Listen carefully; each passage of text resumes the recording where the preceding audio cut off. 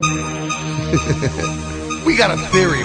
You see, Mike, we got a theory about magic and miracles. That's right. That's right. If magic is all we've ever known, then it's easy to miss what really goes on. But I've seen miracles in every way, and I see miracles every day. Oh.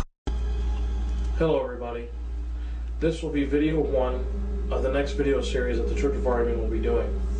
This will be a 13 video series, with 13 videos obviously, on the 13 Ahrimani steps of faith.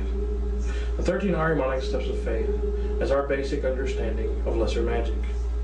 The purpose of lesser magic, obviously, is to get things done in the physical realm that couldn't be done otherwise with ritual magic, and should be employed more on a daily basis than ritual magic is anyway. These are things and understanding of the self and other folks that you can get your goals accomplished. Again, the 13 Ahrimani steps of faith is a code that we go by. You may find the 13 Ahrimani steps of faith within the book Ahrimani Enlightenment, and also within the book of Ahrimani Enlightenment, which is the workbook, you'll find an explanation of each step. I will not read the explanation on the videos. I'm going to give a brief overview about the step itself. So we're going to start with reading step 1. Step 1. Respect all life, because it can be converted to an advantageous opportunity if you understand its nature. You must first understand your own nature before you can understand another's. Now, let's discuss this. Respect all life. That should be bluntly stating to everybody in the community, do not sacrifice a goddamn thing. Don't sacrifice animals, don't sacrifice babies, don't sacrifice people. There's no purpose in sacrifice. That's what the first part is. Respect all life. It can be converted to an advantageous opportunity if you understand its nature. That should be self-evident. If you learn how to read people, you learn body language, you study body language, you study and understand psychology. You know, these things on the reading list that I give my clergy, that helps them to understand the nature of other folks and other animals and other things. Understanding oneself requires a deeper understanding, which you formulate through meditation, through journal writing, through all these things. All the stuff that's within the workbook in the back half of Ahrimani Enlightenment discusses self-discovery and magical discovery.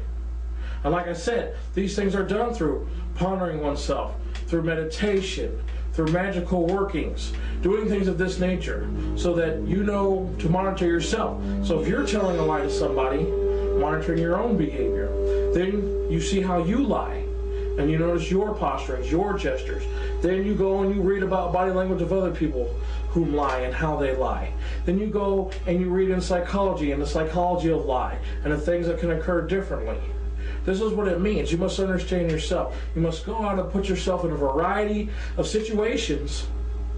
See how you react, monitor your reaction. Then go through and try to put yourself through as similar situations as you can to see how other folks react, and learn how their reaction. And so your interpersonal relationships will teach you, 1, how to manipulate and control the thing, and how to read other people within that manipulation and control to see what they're doing, either for or against or neutral parties in any way, shape, or form. So this is not only to teach you how you do things, that knowing how you do things will help you understand how they do things. And then you got to read in and understand from a psychological standpoint, from a body language standpoint, from an advertising standpoint, how to use words, how to use things in different meanings in order to gain the control of what's happening.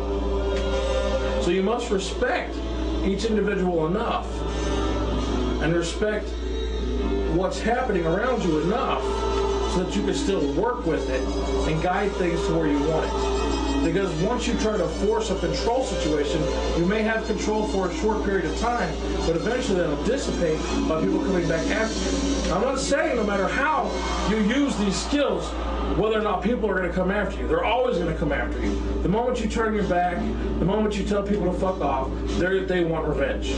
Because they're silly and they're immature.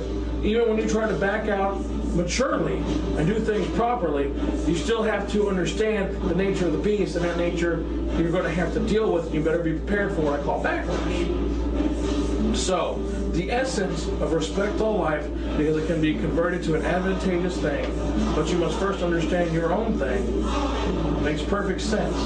Because all learning starts within the self. Then you move to learning outside of the self, and that teaches you how to be able to use these skills within and without and wherever you go. And that is the purpose of step one. Thank you.